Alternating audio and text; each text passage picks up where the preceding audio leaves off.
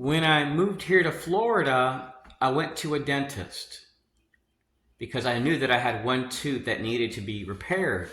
And I was quoted over $13,900 for dental work. So I chatted with them and they lowered it to 8,000 something. I'll have to look at the picture to this video. But what's really interesting is that when I went to this dentist, two men showed up as I did. They parked next to my vehicle and they walked to the front door of this dental office. They both had green reflective vests on. And then when I left, they took off. One car was behind me, one was in front of me. They lingered around the exit and the other one got behind me, and I noticed after a while they had no tags on their vehicle, which seemed very bizarre.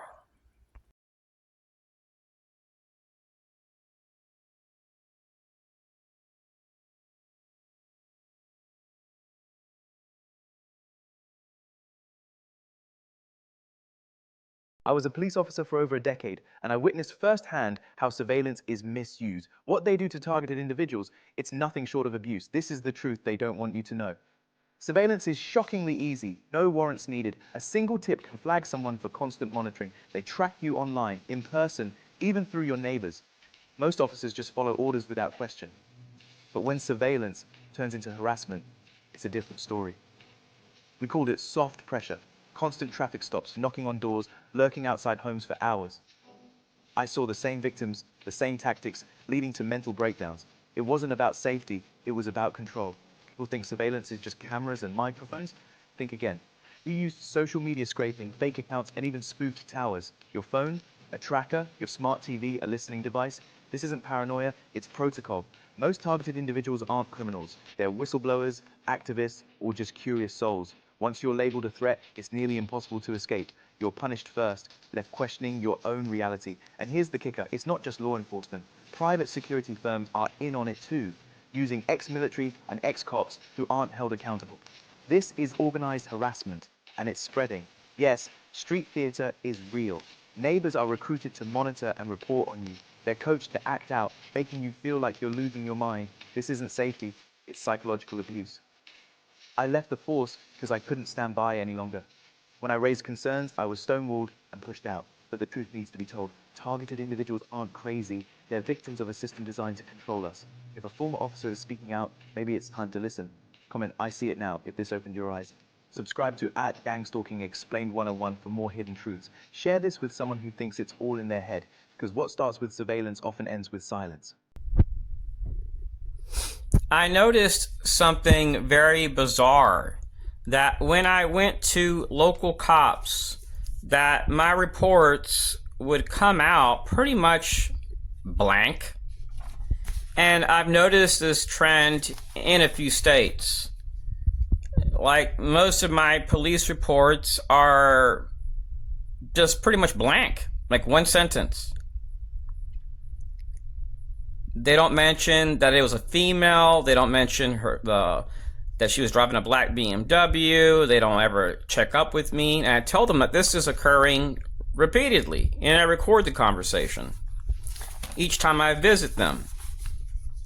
So you notice a pattern where the reports don't really have much of anything on them.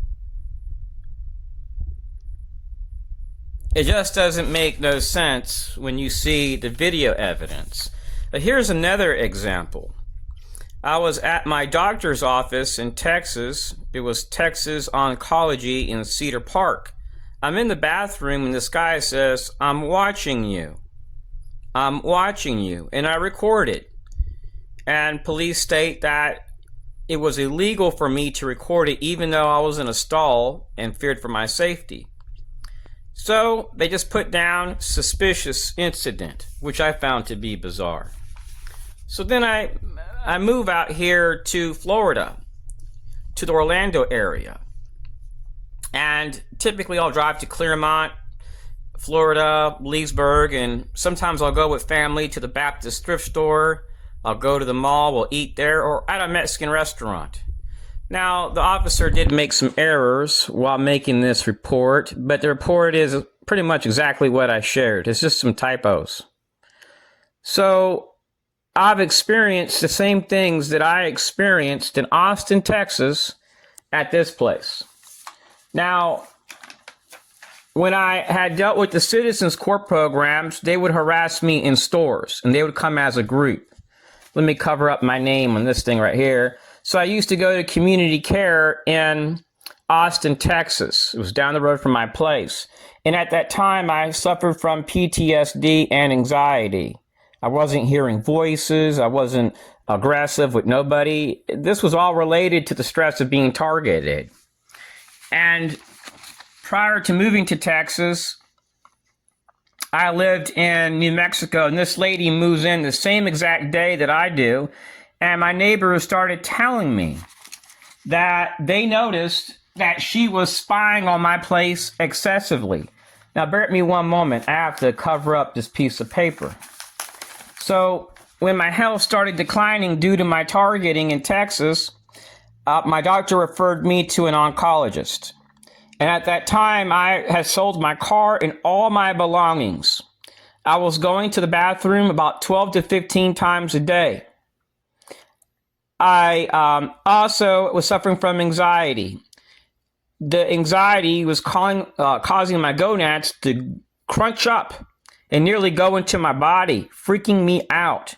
And at that time, I was being harassed by local neighbors, and two of the neighbors came to my house and told me it was the block watch captain. So I hired a private investigator. I was being harassed by a variety of interagency partners. This led to issues with my stomach. It led to issues with my gonads. It led to doctors wanting to test me for different things. And it led me to sell my car and all my valuables to go to China.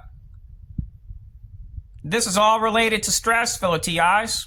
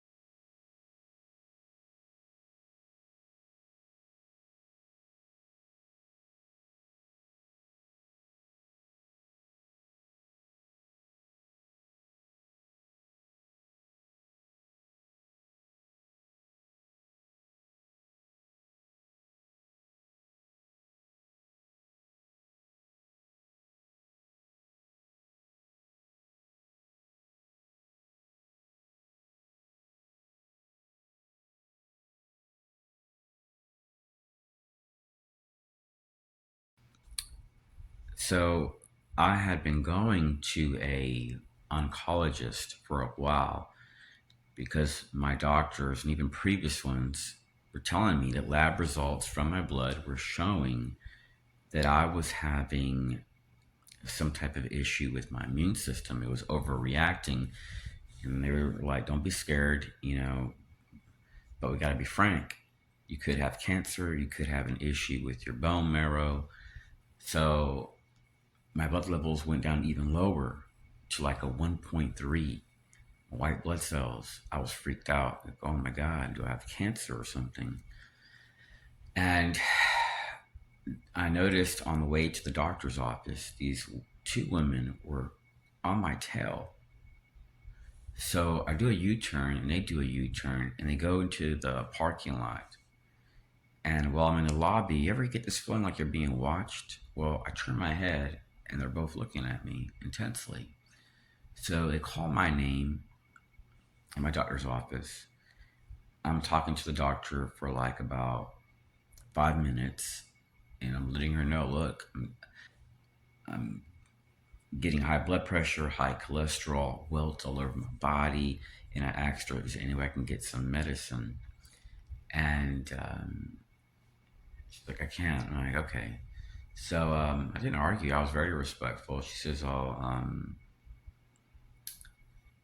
schedule an appointment for 6 months from now.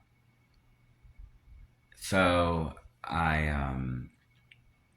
exit the doctor's office, and then when I exit the room, on each side of the door is a lady. And it was these two ladies that had arrived as I did. They had no appointment, and they walk out as I do. Here's what's really interesting. When I go to a doctor and I tell them, when they see my results, they're like, you need to be going to a doctor like every 2 months to get screened and having continuous blood work. So there's all the symptoms, type 2 diabetes, high cholesterol, high blood pressure. It doesn't matter if I eat fish and salad every day. The stress of being targeted has wreaked havoc on my health. So I was showing clear signs of poor health. And to get an appointment 6 months from now seems odd. I asked AI, like DeepSeek, Copilot, like that's not standard protocol. Well, here's what's even more bizarre. I go to a dermatologist, and their office is right next door to the VA in this little town called Claremont, Florida. And some people come in wearing suits. There's nobody else there in the lobby. So I'm sitting in the lobby, and they point at me. So when my name is called, I'm hoping to get help because I had welts all over my body, and they call it urticaria, something like that. And there was no exam. I was given a little bottle of lotion, and they were like, have a good day. It's really bizarre. No follow-up, no nothing.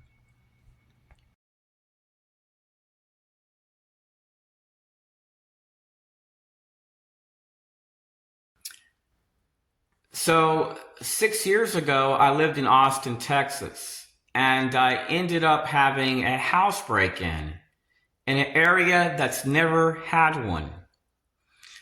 So the police put down on the report that it was a criminal trespass. And I'm thinking, if that was your house and somebody broke into it, you would perhaps put burglary of a structure, criminal mischief. You'd have a few charges, right? Mine was like, I think criminal trespass is just a misdemeanor. It's like pretty much saying to me that they don't give a crap if somebody breaks into my place. That's like a really low charge. So that's when I knew that police had a bias with me. And then this is what also struck me as odd, is that when I had video proof, they never would look at the video proof or ask for a copy. And the video proof shows me being harassed at libraries in the neighborhood where I went walking at, where I went biking at in Austin, Texas, even where I bought food.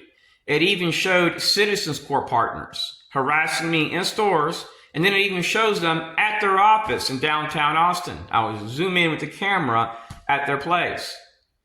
And why the local FBI was participating in this didn't make no sense, along with the Northern Command under an MOU with the Citizens Corps programs. It just seemed all so bizarre. And the entire time I was going to the municipality and even members of Congress asking for help. And no Congressional Affairs Unit, no Inspector General would look at my information or respond back.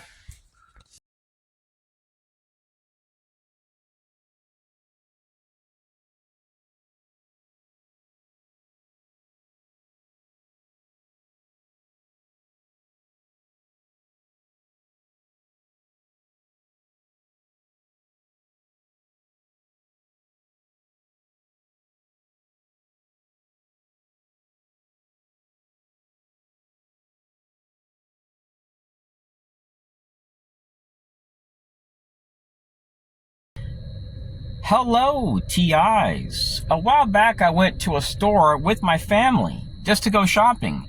And upon arrival, this lady parks next to my vehicle.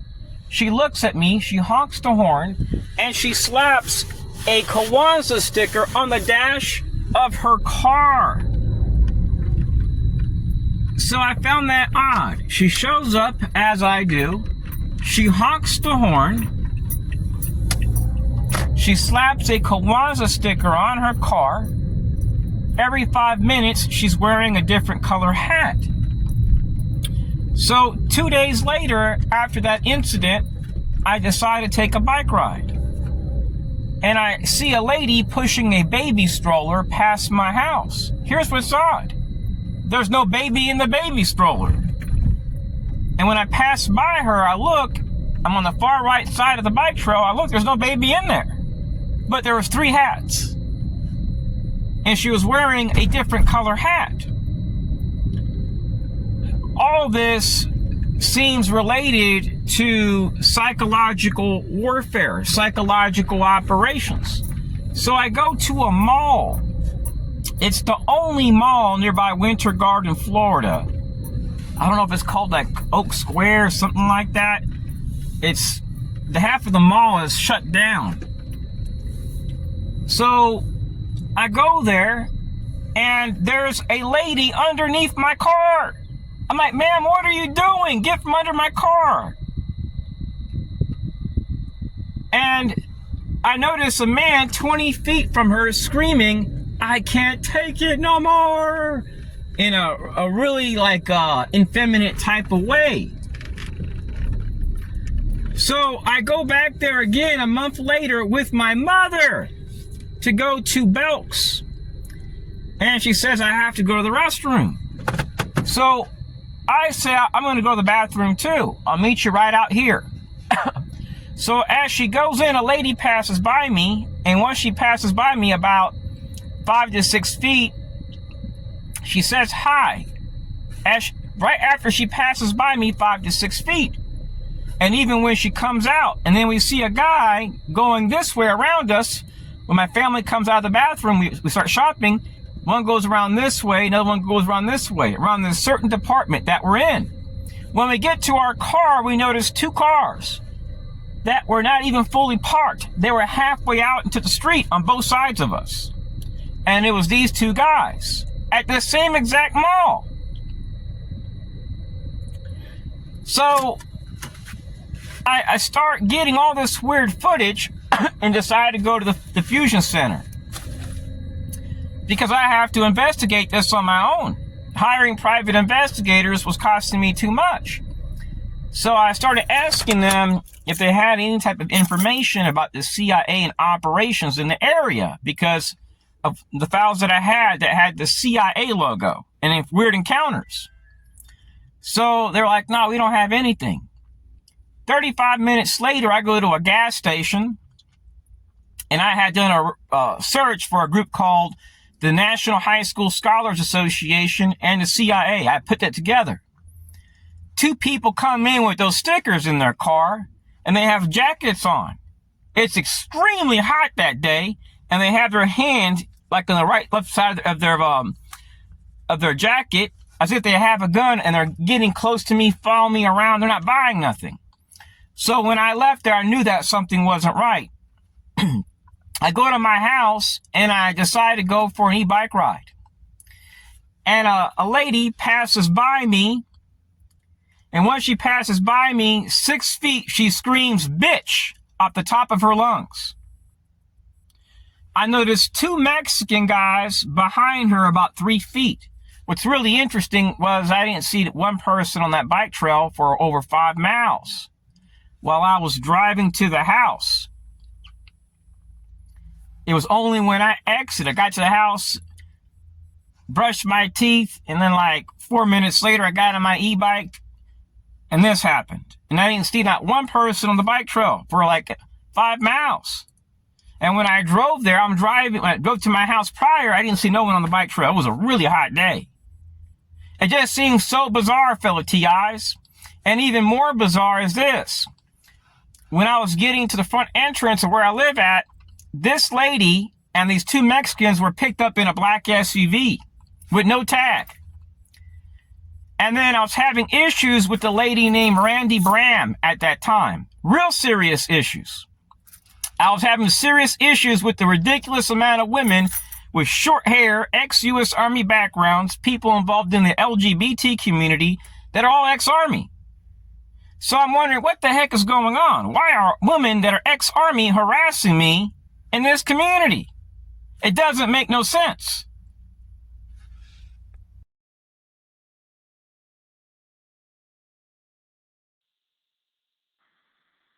32 on Dorsey 199 racetrack. 1242. Racetrack.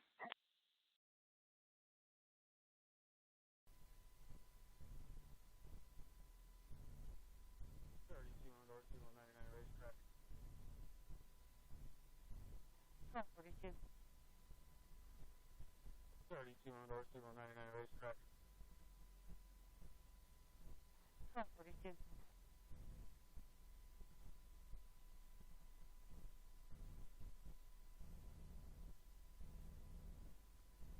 32 on Dorsey 199 racetrack. 1242.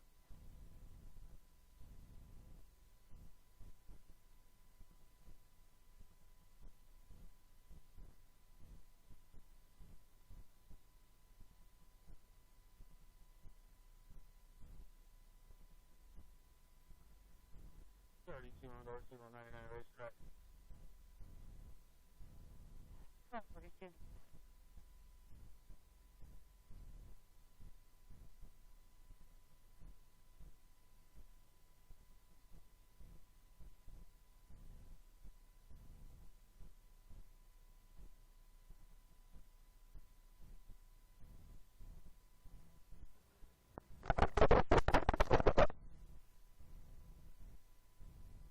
This is called Wolf Branch Road. This guy gets behind me doing the same game, CWW P24, and he has the police blue line on his vehicle. I found it really, really odd. And then you'll notice a bunch of people coming in wearing these reflective vests.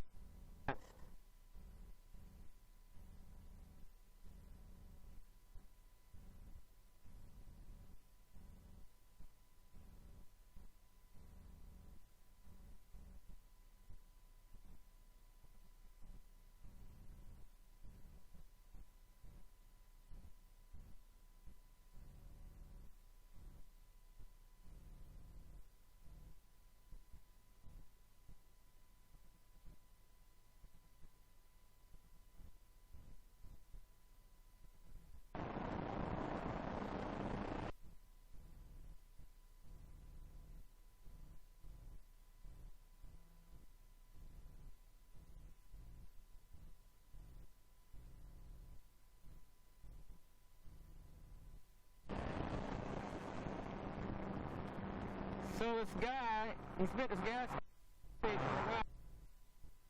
Oh, there he is right there.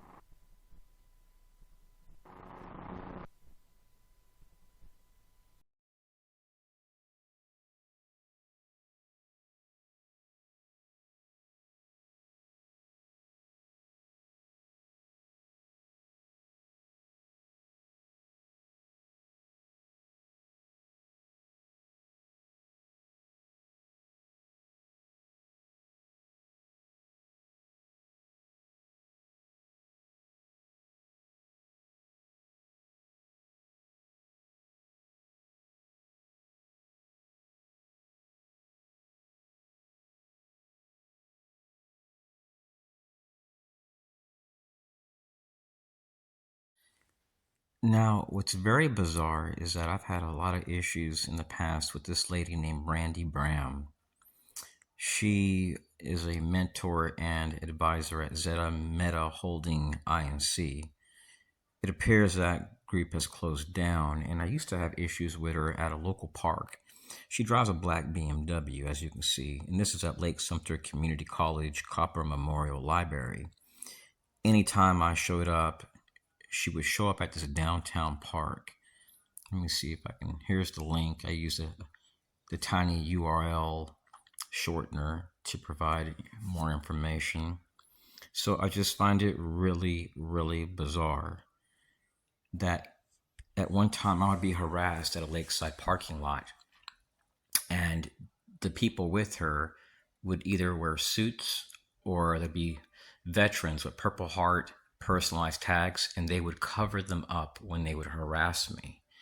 And even more bizarre is when I went to Officer Gopal in that town, he refused pretty much to provide an honest report. And when I've gone to other cities, I've documented the same exact thing. And I have documented members of VFW, select members of American Legion. And this is at a doctor's office down the road from my house, a place I've been going to for 6 years.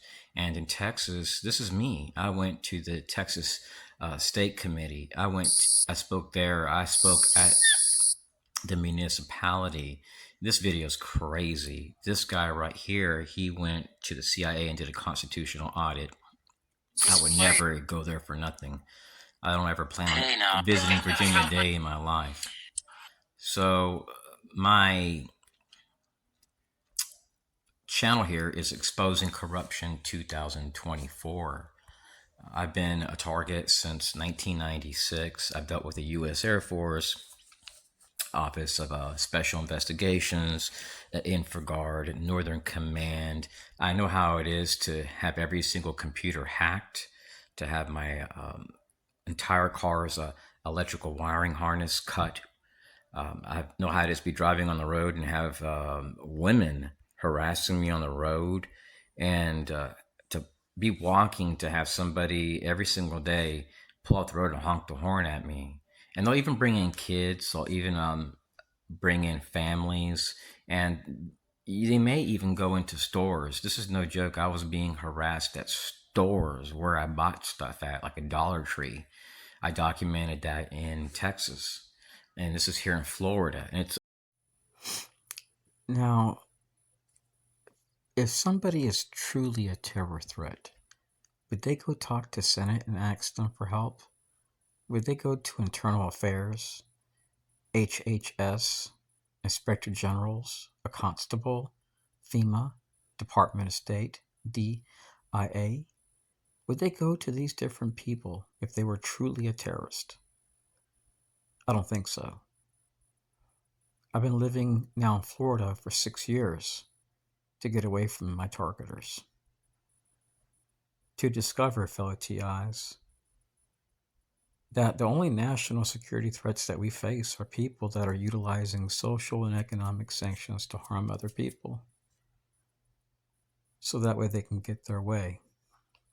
And I'm not saying that those things are not necessary at times, but what I am trying to say is that the same tactics we are utilizing on our enemies, we're utilizing on Americans.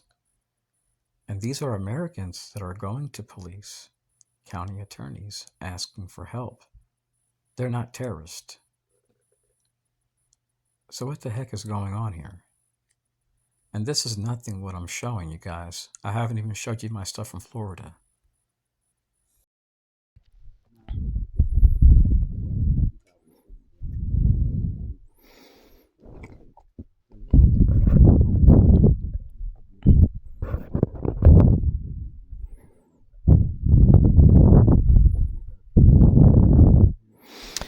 So the guy has a Kwanzaa sticker on his car, and this is at a Walmart in the Orlando, Florida area. As you can see, the video is time-stamped on the very bottom left-hand side.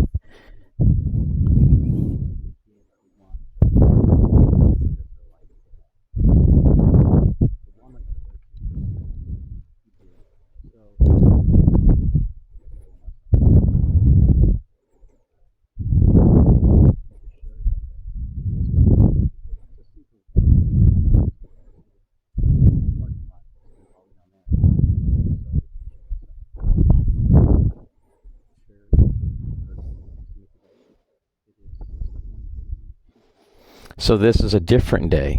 I go to the same place, I park at the same exact area, and the guy is there again.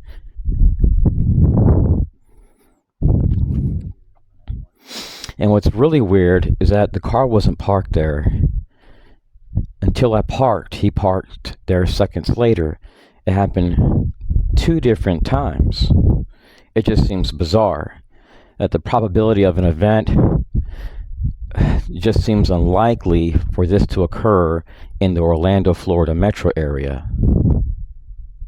OTIs. I used to go to this place called Fuego Smoke and Vape. Every week, at least one time, I would buy a vaporizer. And when I would arrive here, 2 cars would arrive, typically red vehicles, and then they would park next to my car at Lake Sumter Community College. I found that to be very bizarre. And at that time, I was being harassed by elderly men. So I started researching these people's backgrounds. I was running tags and found out a lot of these people were business owners, like disadvantaged veteran-owned businesses. Some of them were Freemasons. Some of them were tied to civic groups. So when I would leave this place, when I would come to this area, I'd buy a vaporizer, and then I would cross the street and go to the 7-Eleven gas station and fill up my tank. So I moved here to Central Florida in 2019. But what's very bizarre is that I have documented odd stuff that I've documented in Austin, Texas. Now, when I used to come to this gas station, it's just directly down the road from Lake Sumter Community College at Copper Memorial Library. The same cars would show up. So one of the cars was Florida tag ABV D94. So when I would come to this gas station, one of the employees would walk outside and open the door and whistle or laugh in my face. And this guy would be at the very front of the store, right where you put your numbers in for your lotto tickets. So it would be a red car, a lady would be driving, the guy would go in the store, he wouldn't buy anything. And he would just stand nearby the door. Once I would walk in, he would go, and then I would notice a car with a Pennsylvania tag parked right over there. And every time I showed up, that car with a Pennsylvania tag would show up. And this guy with the red car